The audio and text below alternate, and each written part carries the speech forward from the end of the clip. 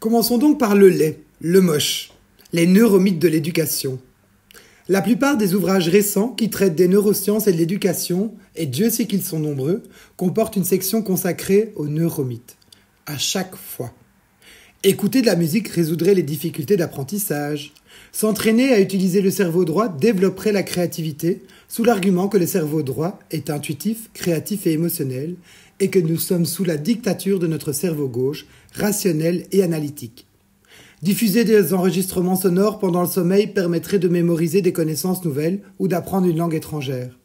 Oh, que de propositions bien séduisantes, mais qu'il faut bien sûr considérer comme fausses et naïves.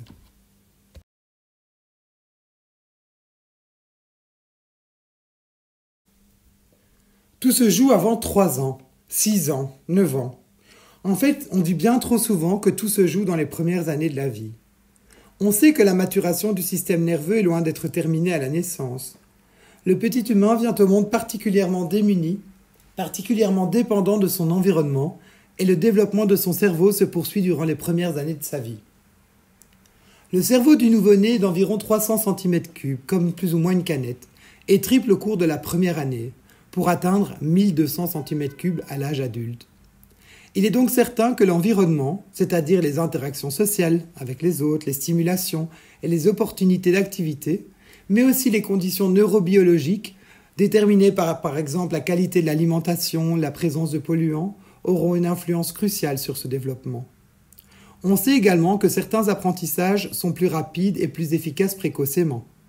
L'acquisition des langues est l'un des exemples les plus prégnants de périodes sensibles.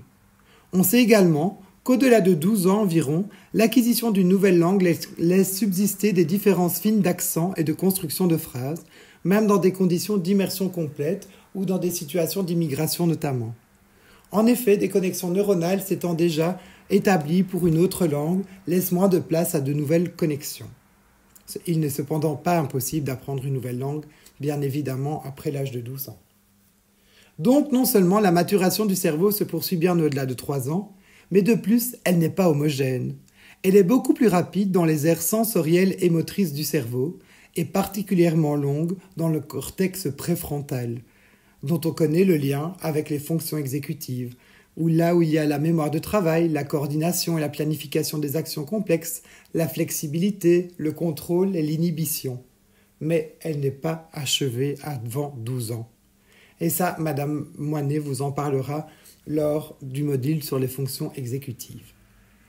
De plus, il ne faudrait pas croire que la plasticité cérébrale, le fait que de nouvelles connexions de neurones puissent s'établir, s'éteint avant l'âge adulte. Nous continuons à apprendre tout au long de la vie, et certains de ces apprentissages sont susceptibles de modifier la structure du cerveau. Par exemple, plusieurs études récentes ont montré que l'apprentissage de la lecture à l'âge adulte, chez des personnes non scolarisées dans l'enfance pour des raisons socio-économiques par exemple, modifiait l'organisation et la connectivité de certaines aires corticales.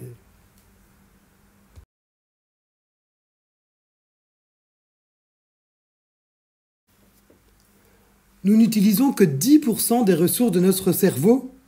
Une autre idée répandue est que nous n'utilisons qu'une petite partie de notre cerveau. Une croyance parfois attribuée à Einstein et qui vient bien opportunément à l'appui de tous ceux qui prétendraient avoir trouvé une méthode miraculeuse pour décupler les facultés intellectuelles. Elle trouve son origine dans des interprétations erronées de recherche qui montrent que l'entièreté du cerveau n'est pas engagée pour différents types d'opérations ou de stimulation. Mais le fait que des zones spécifiques du cerveau soient spécialisées et donc particulièrement impliquées lors de certaines activités ne signifie pas, évidemment, que d'autres ne sont pas utilisées ou qu'elles ne servent à rien. Mais effectivement, tout le cerveau n'est pas en ébullition tout le temps. Néanmoins, le cerveau est loin d'être inactif lorsque nous ne sommes pas occupés par une activité mentale particulière. Les neurosciences s'intéressent beaucoup à l'activité cérébrale au repos, dont on ne comprend pas encore complètement l'ensemble des fonctions.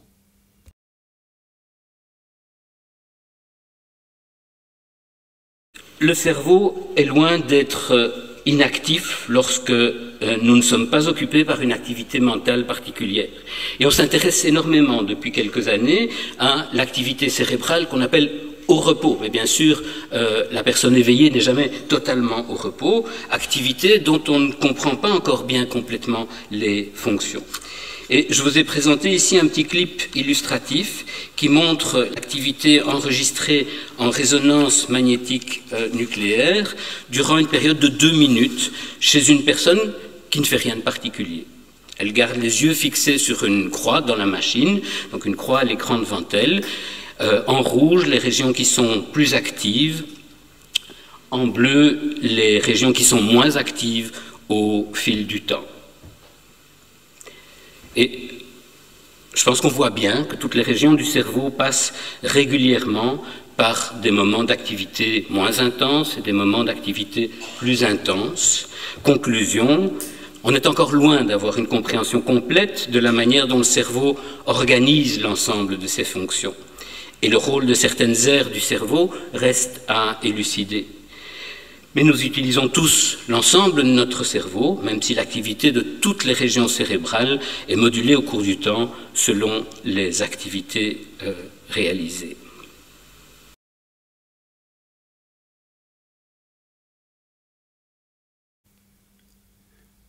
Voici un petit clip illustratif qui montre l'activité enregistrée en imagerie par résonance magnétique durant 2 minutes chez une personne qui ne fait rien de particulier. Elle garde simplement les yeux fixés sur une croix à l'écran devant elle. En rouge, vous voyez les régions les plus actives, en bleu, les régions moins actives au fil du temps. On voit bien que toutes les régions du cerveau passent régulièrement par des moments d'activité plus intenses. En conclusion, on est encore loin d'avoir une compréhension complète de la manière dont le cerveau organise l'ensemble de ses fonctions, et le rôle de certaines aires du cerveau reste encore à élucider. Mais nous utilisons tous l'ensemble de notre cerveau, même si l'activité de toutes les régions cérébrales est modulée au cours du temps selon les activités.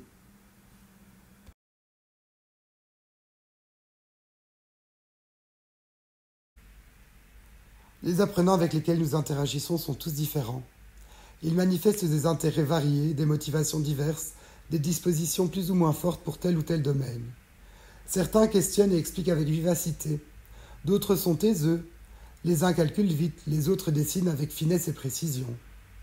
L'idée que des styles d'apprentissage préférentiels ou des intelligences multiples correspondraient à ces différences semble donc intuitivement fondée et séduisante et paraît justifier l'idée d'aborder les apprentissages par des canaux différents selon les individus. Malheureusement, aucune des tentatives d'établir une typologie des styles d'apprentissage, visuel, auditif, kinesthésique, analytique ou synthétique, ne résiste à l'analyse. Quelle que soit la catégorisation choisie, on trouve autant ou même plus d'hétérogénéité dans les catégories qu'entre les catégories.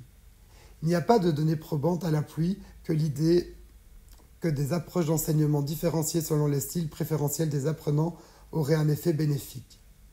Et même s'il existe des différences très nettes dans les capacités et les préférences d'apprentissage des uns et des autres, il n'y a aucune indication que cela se traduirait par des différences majeures dans l'organisation des fonctions dans le cerveau.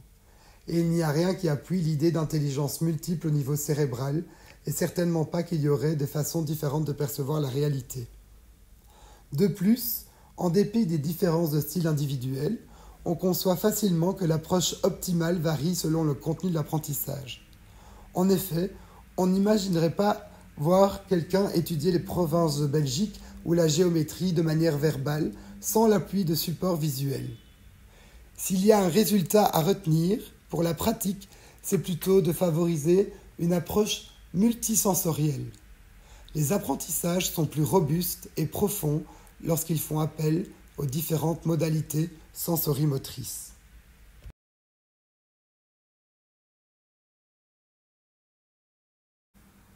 Les neuromythes peuvent prendre plusieurs formes.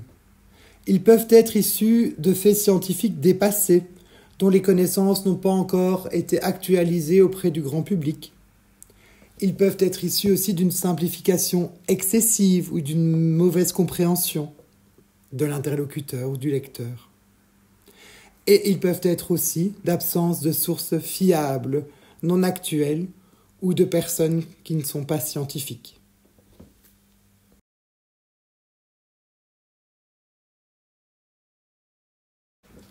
Attention aux risques engendrés par ces neuromythes.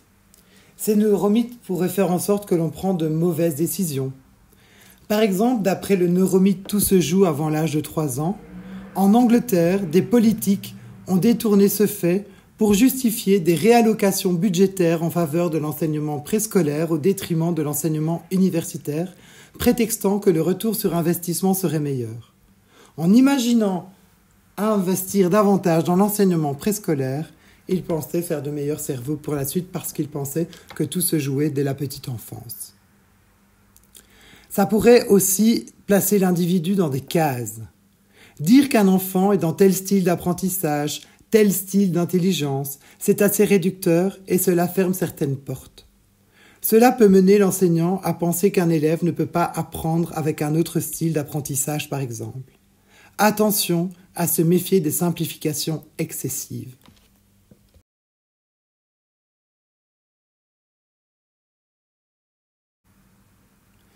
Pour éviter ces neuromythes, il faut prendre quelques précautions. Dans un premier temps, renseignez-vous sur l'auteur, sur son parcours professionnel. Est-ce qu'il utilise des outils particuliers, des méthodes particulières? Est-ce que c'est diversifié ou pas? Est-ce que c'est basé sur un pré-test, un post-test, avec un effectif suffisant? Est-ce que l'auteur possède des intérêts? Est-ce qu'il est indépendant ou commercial? Est-ce qu'il est financé par une entreprise? Vérifiez également, comme d'habitude, les sources. Est-ce qu'il y a des références bibliographiques dans le document? La qualité et la pertinence des sources. Une revue scientifique sera davantage fiable qu'un autre article. Se méfier des images aussi présentées sur le cerveau car elles ne valident pas tout. Le fait scientifique, l'outil. Observez si on utilise des mots-clés, le jargon utilisé. Regardez aussi la date de la publication. Est-ce que c'est basé sur des recherches récentes ou pas? Vérifiez le degré de validité et de fiabilité comme vous pouvez le faire en recherche documentaire. En conclusion, développez votre esprit critique, multipliez vos sources et acceptez les limites de la science. Et surtout, n'allez pas voir uniquement des articles qui vont dans le sens de ce que vous pensez.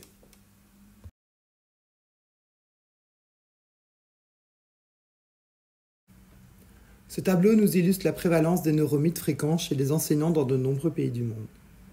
Les styles d'apprentissage est un exemple de neuromythe bien implanté chez les enseignants, un des plus implantés d'ailleurs, qui stipulerait que l'on renfermerait un élève sous un style d'apprentissage particulier en ne privilégiant pas le multisensoriel pourtant profitable pour l'apprentissage de l'élève.